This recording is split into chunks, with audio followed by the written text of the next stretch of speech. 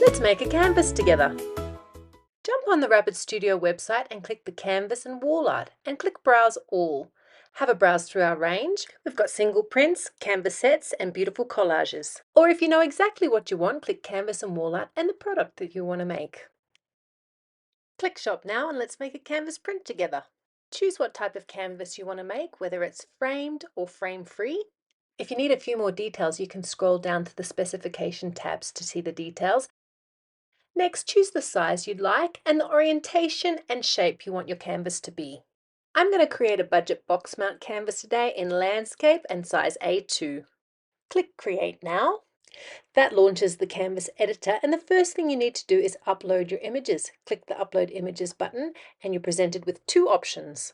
The grey button allows you to upload photos from your computer, and the QR code, if scanned with your camera, allows you to connect your phone to the RapidStudio editor to upload your pictures from there. Just open your camera, scan the QR code and follow the prompts.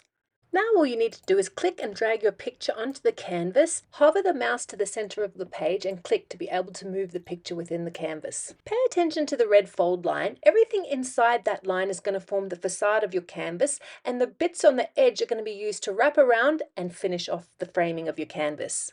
Press the play or preview button to see how your finished canvas is going to look. To change the edging of your canvas, click Options and then choose Wrap. You have three options: Picture Wrap, which is default, Mirror Wrap, or Border. Here I am demonstrating using different edge wrap options to position my picture on the canvas. This might be necessary if the subject in your photo fills up the entire picture and doesn't leave spaces at the edge.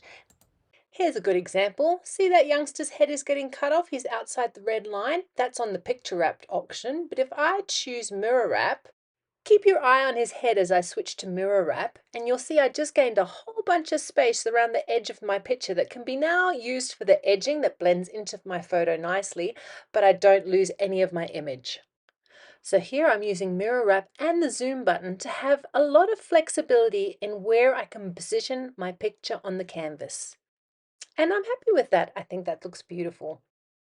Now I just need to click the blue shopping cart in the top right-hand corner and follow the prompts to order.